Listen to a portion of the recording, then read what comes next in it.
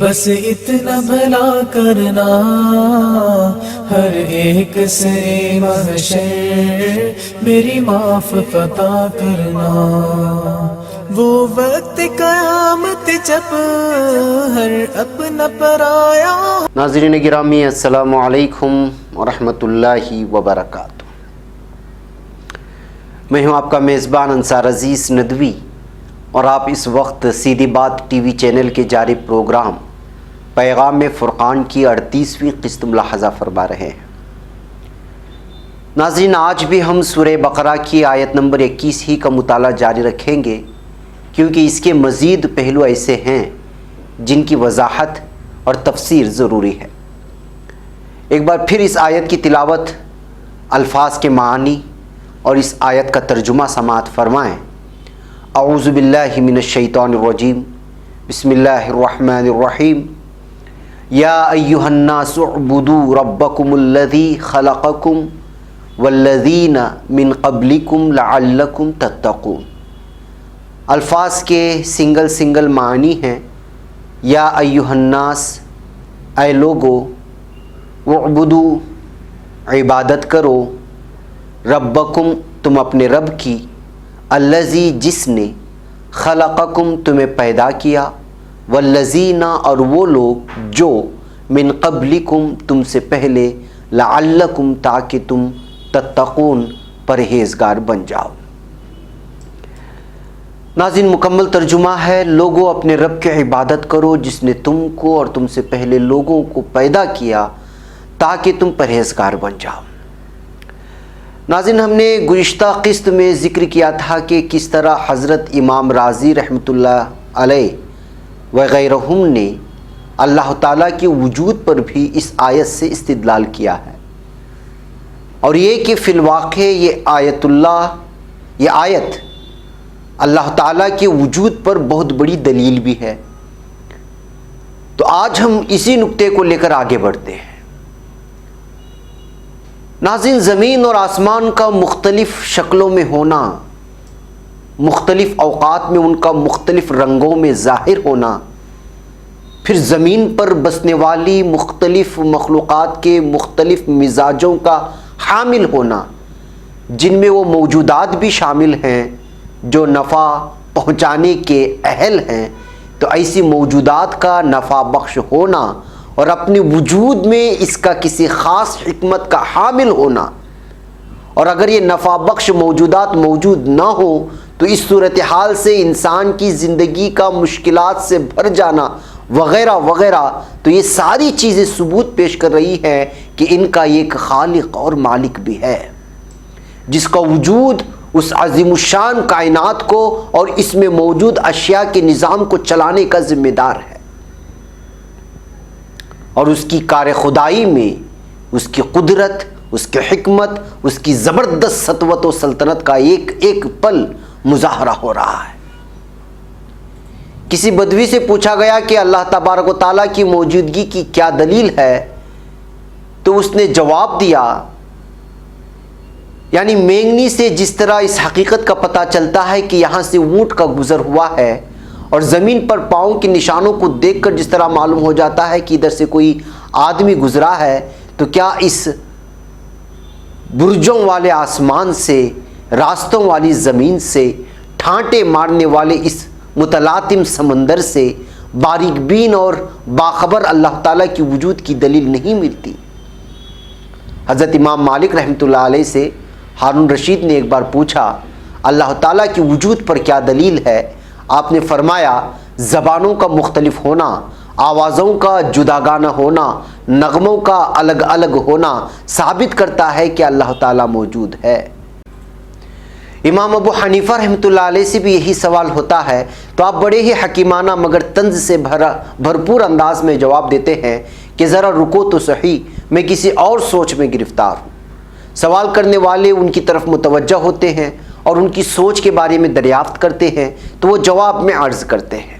لوگوں نے مجھ سے کہا ہے کہ ایک بہت بڑی کشتی جس میں طرح طرح کی تجارتی چیزیں ہیں، نہ کوئی اس کا نگہبان ہے نہ چلانے والا ہے، اس کے باوجود بھی وہ برابر آنا جانا کر رہی ہے اور بڑی بڑی موجوں کو خود بخود چیرتی پھاڑتی گزر جاتی ہے، ٹہرنے کی جگہ پر ٹہر جاتی ہے، چلنے کی جگہ پر چلتی ہے، نہ اس کا کوئی ملا ہے نہ منتسب۔ سوال کرنے والے دہریے اپنے ہی سوال کی جال میں پھنس کر جیسے اپنے ہی سوال کا جواب خود ہی دینے لگتے ہیں اور کہتے ہیں آپ کس سوچ میں پڑ گئے۔ کوئی عقل مند ایسی بات کہہ سکتا ہے کہ اتنی بڑی کشتی اتنے بڑے نظام کے ساتھ تلاطم والے سمندر میں آئے جائے اور کوئی اس کا چلانے والا نہ ہو؟ ان دہریوں کی اسی بیان کو انہی پر پلٹتے ہوئے عرض کرتے ہیں کہ افسوس تمہارے عقلوں پر، یہ ایک کشتی تو بغیر چلانے والے کے نہ چل سکے، لیکن یہ ساری دنیا، آسمان و زمین کی ساری چیزیں ٹھیک اپنے اپنے کام پر لگی رہیں اور ان کا مالک، حاکم، خالق اور منتظم کوئی نہ ہو۔ یہ جواب سن کر وہ لوگ ہکا بکا رہ جاتے ہیں اور حضرت سے حکیمانہ انداز میں اپنے سوال کا جواب سن کر اور حق معلوم کر کے مسلمان ہو جاتے ہیں۔ حضرت امام شافعی رحمۃ اللہ علیہ سے بھی ایک بار یہی سوال کیا گیا تو حضرت نے جواب دیا کہ شہتوت کے پتے ایک ہی ہوتے ہیں، ایک ہی ذائقے کے ہوتے ہیں، کیڑے اور شہد کی مکھی، گائیں، بکریاں، ہرن وغیرہ سب اس کو چباتے ہیں، کھاتے اور چرتے اور چگتے ہیں۔ انہی پتوں کو کھا کر ریشم کا کیڑا ریشم تیار کرتا ہے، مکھی شہد بناتی ہے، ہرن میں مشک پیدا ہوتا ہے اور گائیں اور بکریاں مینگنیاں دیتی ہیں۔ کیا اس امر کی واضح اور بین دلیل نہیں ہے کہ ایک ہی قسم کے پتے میں ان مختلف خصوصیات کو پیدا کرنے والی کوئی عظیم ذات ہے؟ اور اسی کو ہم سب اللہ تبارک و تعالیٰ کہتے ہیں اور توفیق مل جائے تو مانتے ہیں وہی ہر شے کا موجد و خالق ہے اور وہی ہر چیز کا خلاق و صانع ہے۔ حضرت امام احمد بن حنبل رحمۃ اللہ علیہ سے بھی ایک مرتبہ وجود باری تعالیٰ پر دلیل طلب کی گئی تو آپ نے فرمایا سنو، یہاں ایک نہایت مضبوط قلعہ ہے جس میں کوئی دروازہ نہیں، نہ کوئی راستہ ہے، بلکہ سوراخ تک بھی نہیں، باہر سے چاند کی طرح چمک رہا ہے اور اندر سے سونے کی طرح دمک رہا ہے، اوپر نیچے دائیں بائیں چاروں طرف سے بالکل بند ہے، ہوا تک اس میں نہیں جا سکتی، اچانک اس کی ایک دیوار گر جاتی ہے اور ایک جاندار آنکھوں والا، کانوں والا، خوبصورت شکل و صورت والا اور پیاری بولی بولنے والا چلتا پھرتا ایک حسین سا وجود نکل آتا ہے۔ میں تم سے پوچھتا ہوں کہ بتاؤ اس بند اور محفوظ قلعے میں اسے پیدا کرنے والا کوئی ہے کہ نہیں؟ اور وہ ہستی انسانی ہستیوں سے بالاتر ہے کہ نہیں؟ اور اس کی قدرت غیر محدود ہے کہ نہیں؟ یہ مثال دراصل انڈے کی تھی کہ انڈے کو دیکھو چاروں طرف سے بند ہے، پھر اس میں پروردگار خالق یکتا جاندار بچہ پیدا کر دیتا ہے۔ یہی دلیل ہے اللہ کے وجود پر اور اس کی توحید پر۔ حضرت ابو نواس سے جب یہی استفسار کیا گیا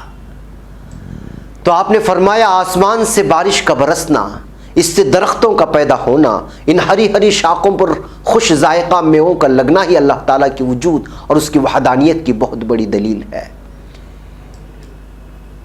ابن المعتز فرماتے ہیں افسوس اللہ تعالیٰ کی نافرمانی پر کمر بستہ اور اس کی تکذیب پر لوگ کیسے دلیر ہو جاتے ہیں، حالانکہ ہر شے پر پروردگار کی موجود ہونے اور لا شریک ہونے پر گواہ ہے۔ بزرگوں کا مقولہ ہے کہ آسمانوں کو دیکھو،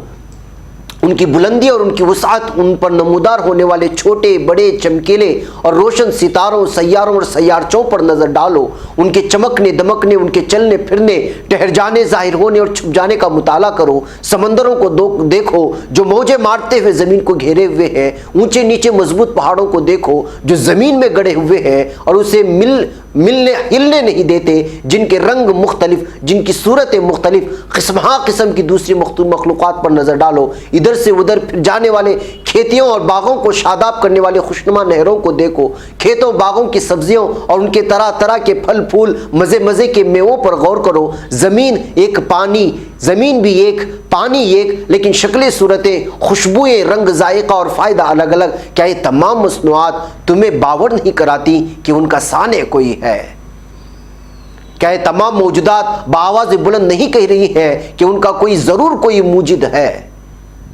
کیا یہ ساری مخلوق اپنے خالق کی ہستی، اس کی ذات اور اس کی توحید پر دلالت نہیں کرتی؟ یہ ہے وہ زوردار دلائل جو اللہ جل جلالہ نے اپنی ذات کے منوانے کے لیے ہر نگاہ کے سامنے پیش کر دیے ہیں، جو اس کی زبردست قدرتوں، اس کی پرزور حکمتوں، اس کی لاسانی رحمتوں، اس کی بے نظیر نعمتوں، اس کے لازوال احسانوں پر دلالت کرنے کے لیے کافی و شافی ہیں۔ ہم اقرار کرتے ہیں کہ نہ اس کا کوئی پالنے والا ہے، نہ اس کے سوا کوئی پیدا کرنے والا اور حفاظت کرنے والا ہے، نہ اس کے سوا کوئی معبود برحق، نہ اس کے سوا کوئی مسجود لا شریک ہے۔ ہاں دنیا کے لوگوں سن لو، میرا توکل اور بھروسہ اسی پر ہے، میری انابت اور التجا اسی کی طرف ہے، میرا جھکنا اور پست ہونا اسی کے سامنے ہے، میری تمناؤں کا مرکز، میری امیدوں کا آسرا، میرا ماوا اور ملجا ایک اللہ ہے۔ اسی کے دست رحمت کو میں تکتا ہوں اور اسی کا نام جپتا ہوں۔ جی ہاں ناظرین، آیت نمبر 21 کی تفسیر یہاں اختتام کو پہنچتی ہے۔ اب ہم آگے بڑھتے ہیں آیت نمبر 22 کی تفسیر کے ساتھ، لیکن چونکہ آج کا ہمارا وقت ختم ہو چکا ہے، اس لیے ہم اگلے ہفتے نئی آیت یعنی سورہ بقرہ کی آیت نمبر 22 کی تفسیری تفصیلات کے ساتھ آپ کی خدمت میں انشاءاللہ ضرور حاضر ہوں گے۔ تب تک کے لیے اپنے میزبان کو اجازت دیں۔ السلام علیکم ورحمۃ اللہ وبرکاتہ۔ رب ہے دعا تجھ سے بس اتنا بھلا کرنا، ہر ایک سے محشر میری معاف عطا کرنا۔ وہ وقت قیامت جب ہر اپنا پرایا ہو،